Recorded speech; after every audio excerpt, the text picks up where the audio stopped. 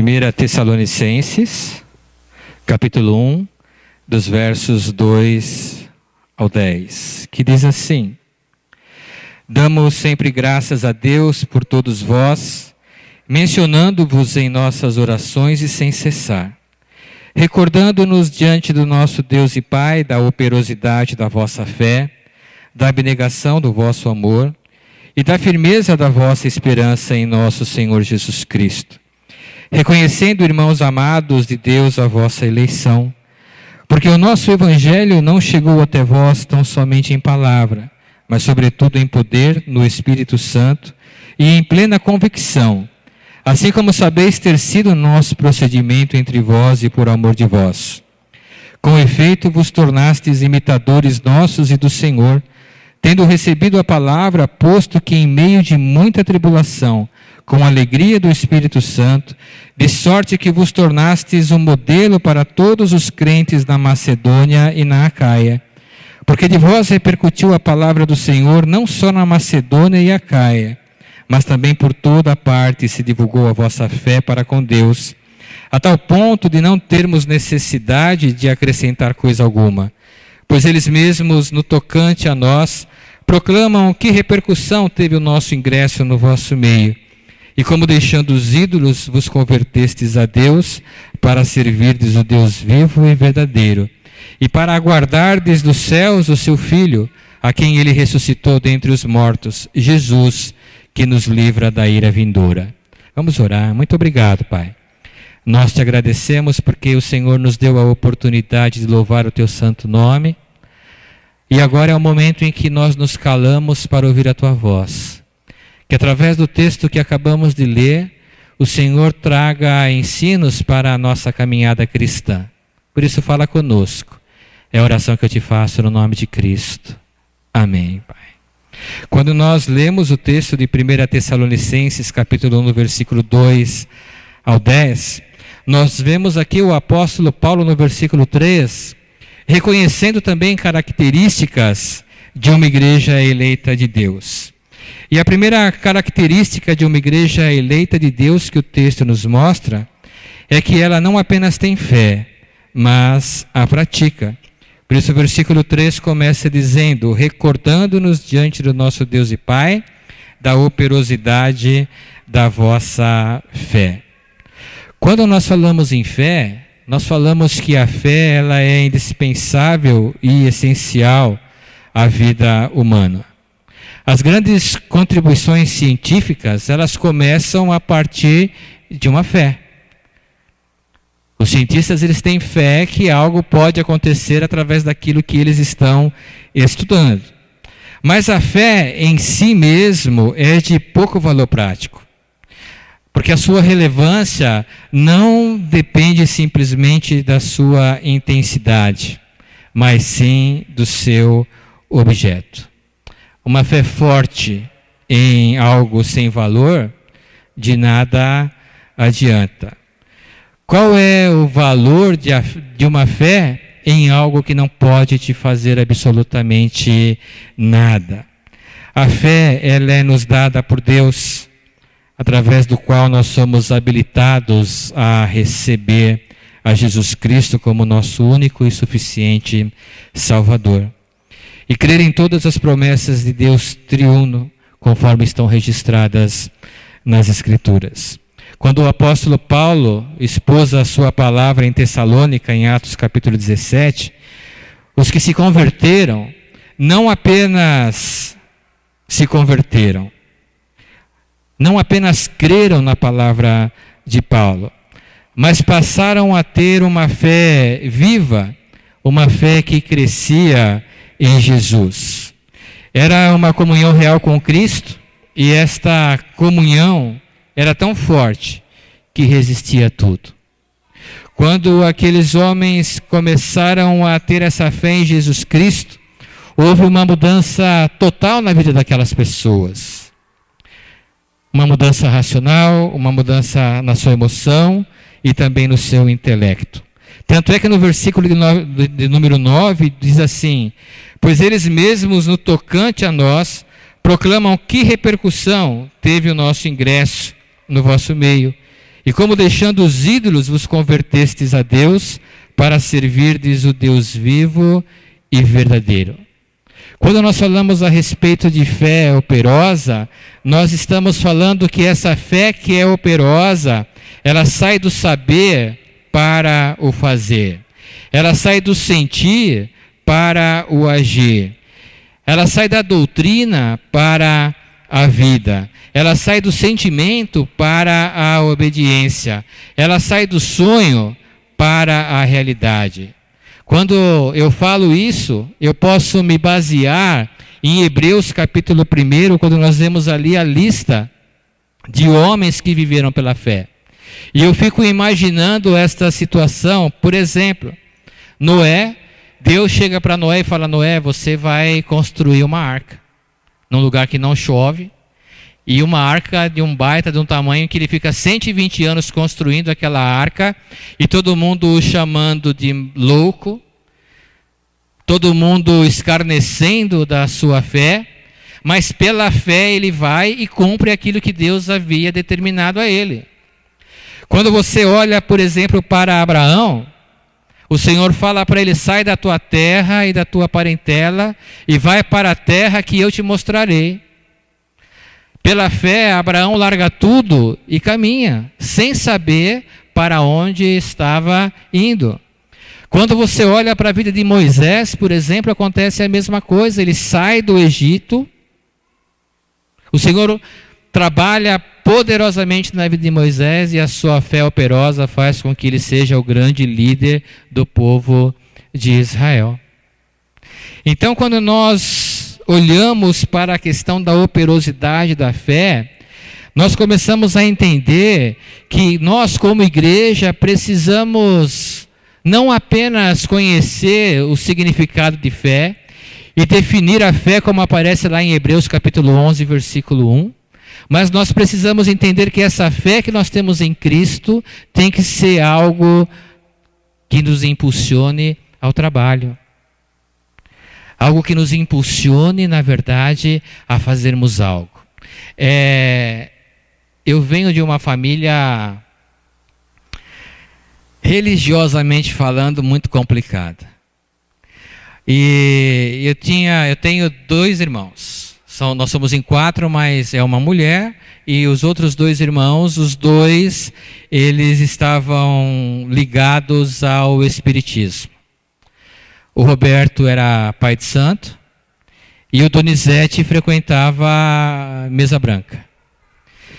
E logo que eu me converti, na minha mente veio o seguinte: eu preciso levar meus irmãos para Cristo. E aí eu olhei para o Donizete, que frequentava a mesa branca, e olhei para o Roberto, que era pai de santo. Quem que eu escolhi? Qual que era mais fácil para falar? O Donizete. Aí eu olhei para o Roberto, que era pai de santo, e falei: você espera um pouquinho que depois eu converso com você. E aí eu fui conversar com o Donizete. Conversei com ele e ele aceitou um discipulado. E eu falei assim: que joia, eu vou falar então com o Donizete. E comecei um discipulado de 6 meses com ele. Uma vez por semana eu saía do seminário e passava na casa do Donizete. Aí conversava com ele. Aí ele falava assim para mim: que Deus maravilhoso é esse que você serve, né? E eu falava assim: esse Deus é realmente maravilhoso. Você está entendendo tudo que eu estou te falando? Eu estou entendendo tudo. Eu falei: que joia. E aí eu fui. Quando chegou na última semana, eu falei para ele assim: e aí, Donizete, você entendeu tudo que eu te falei? Ele falou assim: ah, mano, entendi tudo. Eu falei: então, você não quer colocar a sua vida diante desse Deus que você fala que é magnífico, que é maravilhoso? Você não quer receber Cristo como seu único e suficiente Salvador? Ele virou para mim e ele falou assim: entendi tudo que você me falou, mas eu só tenho um problema. Eu falei: qual que é o seu problema? Todo dia de manhã, quando eu acordo, eu faço meu cafezinho e tem que ser sem açúcar. Eu pego ali, coloco uma xícara e levo e coloco em cima da janela e deixo ali porque eu estou entregando aquele copo de café para o pai José. Aí eu falei assim, peraí, então você não entendeu nada. Deixa eu voltar e explicar para você tudo de novo. Eu peguei, voltei e expliquei tudo de novo para ele. Aí ele pegou e falou assim, não, eu entendi. Eu entendi, esse Deus é maravilhoso, mas a minha fé ainda está no pai José. Era uma fé operosa? De forma nenhuma. Porque a fé dele estava colocada em algo que não tinha nenhum tipo de valor. Em compensação, o Roberto, que era pai de santo, chegou para mim um dia e falou assim, me dá o endereço do seu pastor, porque eu não era formado ainda. Eu dei o endereço do meu pastor e ele foi até o meu pastor. Conversou com o meu pastor lá. Quando foi umas 3 horas da manhã, tocou a campainha lá em casa e aparece meu irmão lá. Eu falei, misericórdia, o que aconteceu? Abri a porta, ele entrou, ele falou assim, preciso fazer umas perguntas para você. Eu falei, pode fazer. Ele fez as perguntas e eu respondi a ele aquilo que ele queria saber, só que eu disse para ele assim, olha, tudo que eu for te falar está aqui na Bíblia, não vou te responder nada do Tadeu, vai ser a Bíblia. E ele começou a perguntar e eu fui nos textos e fui mostrando para ele. Ele virou para a esposa, para minha cunhada e falou assim, esses caras não querem nos enganar.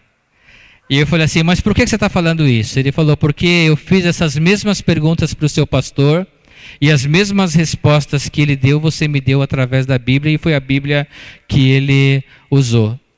O que eu preciso fazer para ter esse Cristo de vocês?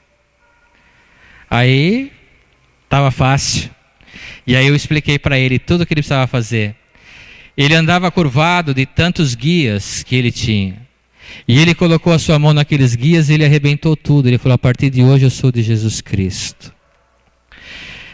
Eu estou contando isso porque essa fé do Roberto fez com que, a partir do momento que ele deixou o candomblé, ele foi atrás de todas as pessoas que ele havia levado para o mesmo caminho. Algumas ele conseguiu trazer para Cristo, outras continuam no mesmo caminho que aprenderam. Mas ele começou a ter e saber o significado da verdadeira fé, que é uma fé prática, que é uma fé operosa, a mesma fé que os tessalonicenses tinham. Que tinham a fé, mas praticavam aquela fé. Mas o texto ele continua nos dizendo a respeito das características de uma igreja eleita de Deus. Além de ter fé e praticá-la, a segunda característica de uma igreja eleita de Deus é que ela é impulsionada ao trabalho pelo amor. E no versículo 3 mesmo ele diz, da operosidade da vossa fé e da abnegação do vosso amor. O amor, ele é o complemento vital e natural da fé. A fé e o amor são inseparáveis. O amor tem a sua origem em Deus e é a expressão da nossa fé em Jesus Cristo. O amor dos tessalônicos é o fruto de uma fé viva e de vida em Jesus Cristo, porque no versículo 6, 7 e 8 diz assim, com efeito, vos tornastes imitadores nossos e do Senhor, tendo recebido a palavra, posto que em meio de muita tribulação, com alegria do Espírito Santo, de sorte que vos tornastes um modelo para todos os crentes na Macedônia e na Acaia. Porque de vós repercutiu a palavra do Senhor não só na Macedônia e Acaia, mas também por toda a parte se divulgou a vossa fé para com Deus, a tal ponto de não termos necessidade de acrescentar coisa alguma. Paulo, ele ficou alguns meses em Tessalônica, quando ele escreve a carta aos Coríntios e fala sobre amor. E lá em 2 Coríntios capítulo 5, versículo 14, ele diz assim, pois o amor de Cristo nos constrange, julgando nós isto, um morreu por todos, logo todos morreram. E é interessante que o apóstolo Paulo, quando ele fala a respeito do amor, ele fala a respeito de constrangimento. E quando ele fala a respeito de constrangimento aqui, ele está falando com relação a Cristo na cruz. E Paulo, ele tinha consciência do sacrifício de Cristo. E a única coisa que ele podia fazer, o mínimo que ele podia fazer, era trabalhar e anunciar o evangelho a todos.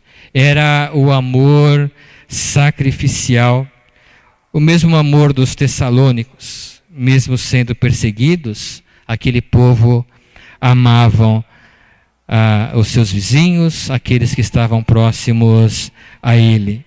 E é o amor marcado por uma dedicação exaustiva. Porque no versículo 9 do texto de 1 Tessalonicenses, capítulo 1, diz assim: pois eles mesmos, no tocante a nós, proclamam que repercussão teve o nosso ingresso no vosso meio, e como deixando os ídolos, vos convertesses a Deus para servirdes o Deus vivo e verdadeiro.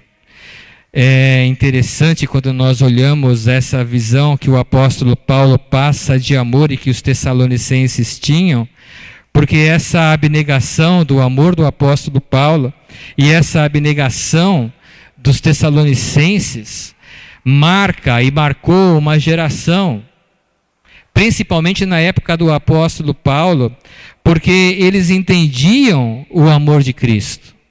E eles entendiam que o amor que Cristo havia tido por eles, o mínimo que eles poderiam fazer, era ter amor pelas outras pessoas.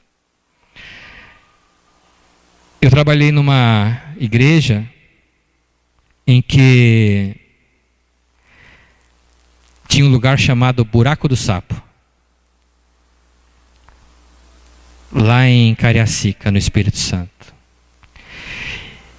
E para você entrar no Buraco do Sapo, você tinha que, primeiro, conhecer alguém do Buraco do Sapo.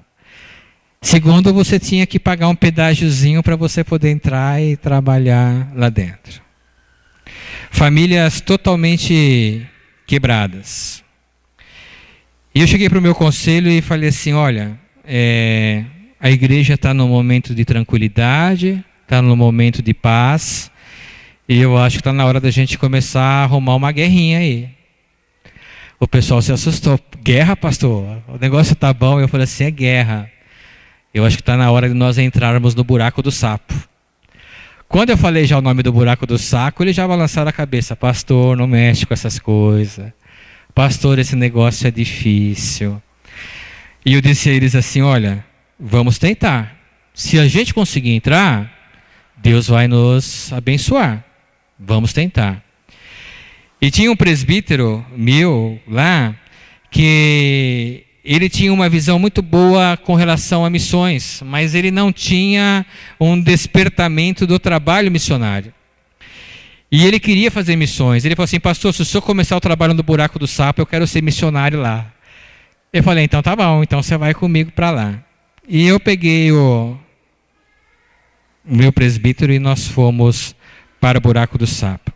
A primeira entrada foi muito difícil, porque nós conhecíamos apenas uma família. E no dia que nós estávamos visitando essa família, os que tomam conta do lugar foram na casa e falaram assim: vocês estão fazendo o que aqui? E nós nos apresentamos. Eles falaram assim: nós não queremos ninguém aqui atrapalhando a nossa caminhada. Vocês, por favor, se retirem daqui. E nós saímos.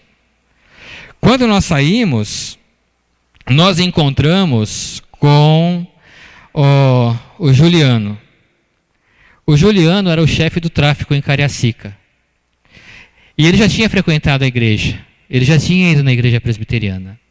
E ele falou assim: pastor, tá tudo bem? Tudo. O que o senhor está fazendo por aqui? Aqui não é lugar de crente, não. Aí eu falei para ele assim: não, Juliano, a gente está querendo fazer um trabalho aqui no Buraco do Sapo, mas nós já entendemos, o pessoal expulsou a gente daí. Ele falou assim: mas quem que expulsou? Eu falei: eu não conheço. Ele falou: vamos comigo lá. Entrei de novo. Que casa só estava? Estava aqui. Entrei na casa e a mulher falou lá quem era, ele pediu para chamar. E como ele era o chefão lá, o pessoal não titubeou. Veio conversar com ele. Aí ele falou assim: ó, a partir de hoje, todos os membros da igreja presbiteriana têm autorização para entrar no Buraco do Sapo. E aí nós começamos a fazer um trabalho social. Começamos a fazer um trabalho evangelístico, começamos a dar reforço escolar para as crianças, e o trabalho começou a ser desenvolvido naquela comunidade. Começamos a arrumar emprego para quem estava desempregado. E eles começaram a perceber que eles não dependiam apenas dos donos do bairro, mas que Deus poderia fazer algo tremendo na vida deles. E aí algumas pessoas da igreja, quando viram que nós conseguimos entrar, aquelas pessoas começaram a dar o nome para trabalhar com a gente ali no Buraco do Sapo. E aquelas pessoas adentraram. E aquelas pessoas começaram a nos auxiliar nesse trabalho. Trabalho muito difícil. Um trabalho que exige de você oração, que exige de você muitas vezes jejum, que exige de você uma luta constante contra o inimigo. Um amor que dificilmente as pessoas teriam coragem de fazer. Mas aquelas pessoas entraram naquele local e se dispuseram a fazer e fizeram. E muitas vidas daquele local foram transformadas porque houve um amor abnegado. Aí você pode falar assim para mim, pastor, mas Tessalônica, tudo bem, Buraco do Sapo, tudo bem, mas esse negócio de amor abnegado, e eu vou falar para você que nós falhamos tanto nessa questão desse amor abnegado, porque muitas vezes nós temos pessoas próximas da gente que precisam ser amadas, precisam ser trabalhadas e que nós não trabalhamos por falta de amor. Quantos lares são destruídos hoje porque falta esse amor abnegado? Do esposo para com a esposa, da esposa para com o esposo, dos pais para com os filhos, dos filhos para com os pais. E muitas vezes nós achamos que isso é natural, então deixa acontecer.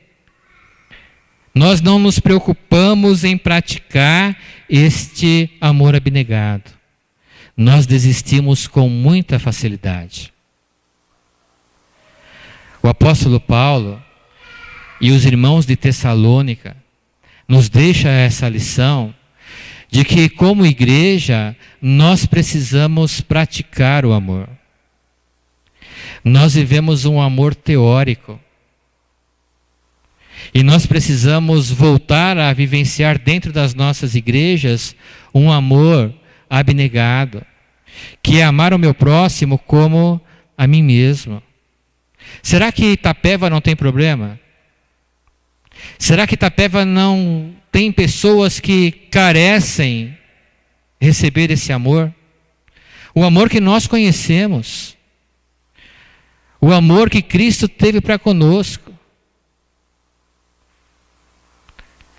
E esse amor que Cristo teve para conosco, nós precisamos passar a essas pessoas que estão se perdendo. Mas nós precisamos ter esse amor abnegado. Nós precisamos nos entregar esse amor para conquistarmos essas pessoas para o Senhor Jesus Cristo. Mas o texto ele continua nos ensinando. Porque se a primeira característica de uma igreja eleita de Deus é que ela tem fé e pratica, se a segunda característica de uma igreja eleita de Deus é que ela é impulsionada ao trabalho pelo amor, a terceira característica de uma igreja eleita de Deus é que ela tem firmeza na esperança em Cristo Jesus. E é o que fala o versículo 3. Quando ele diz ali, da abnegação do vosso amor e da firmeza da vossa esperança em nosso Senhor Jesus Cristo. A cidade de Tessalônica era um centro comercial e de cultura grega. A palavra esperança para o grego tinha um significado neutro. Na verdade, era um futuro que se esperava, mas que provavelmente aconteceria algo ruim. Paulo, quando ele prega à igreja de Tessalônica, ele faz aquela igreja entender que os homens estavam sem esperança num mundo sem Deus. E que a verdadeira esperança era Jesus Cristo. E aqueles homens de Tessalônica começam a entender então que esperança era algo bom. Porque a esperança deles não estava focada somente para aquele momento de vida, mas eles poderiam olhar para a eternidade, porque Cristo daria a eles a eternidade. É interessante, meus irmãos, quando nós falamos a respeito da questão da esperança em Cristo Jesus, porque nós estamos vivendo uma época em que esse assunto é muito pouco comentado. Na verdade, para muitas igrejas, essa volta de Cristo, essa esperança na sua volta, parece que virou meio que um mito. Porque as pessoas parecem que não acreditam que Cristo está para voltar. Que isso possa acontecer.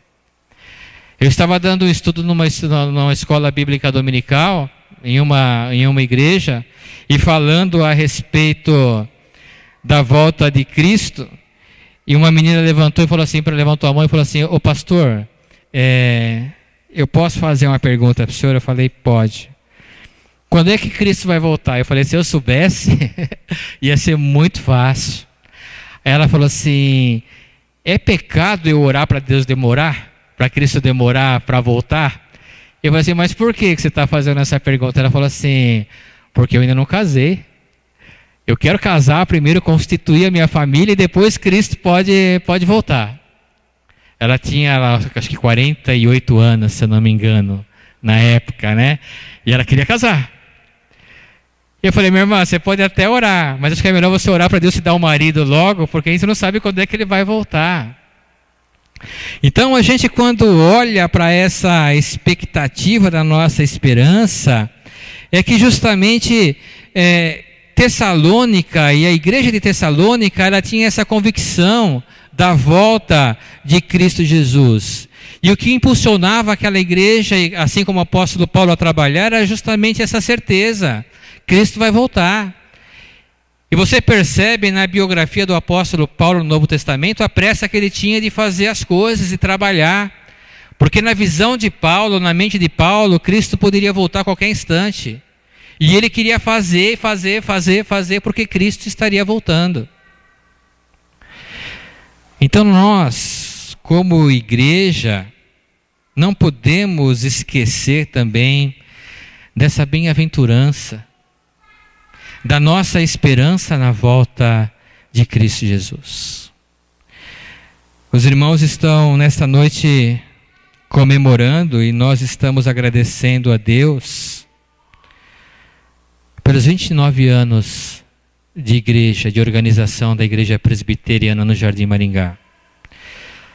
Mas com certeza, o Senhor quer olhar para a Igreja Presbiteriana do Jardim Maringá e quer ver nesta igreja as características de uma igreja eleita de Deus. Quando Cristo olha para a sua vida, Ele quer ver a sua fé não apenas na teoria, mas a praticidade da sua fé. Quando Deus olha para a sua vida, Ele não quer ver somente a fé operosa, mas Ele quer ver a abnegação do vosso amor. Como você tem se envolvido com as pessoas. A palavra de Deus fala que nós devemos nos alegrar com os que se alegram e chorar com os que choram. E eu creio que as nossas igrejas estão carecendo de um pouco de choro com aqueles que choram.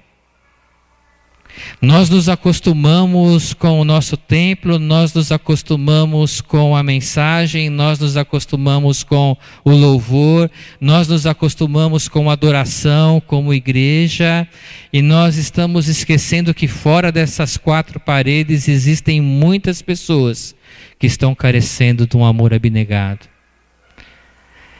E que a igreja precisa fazer missão. Que a igreja precisa buscar esses que estão desanimados, que estão sofrendo e que precisam ter esse amor em seus corações.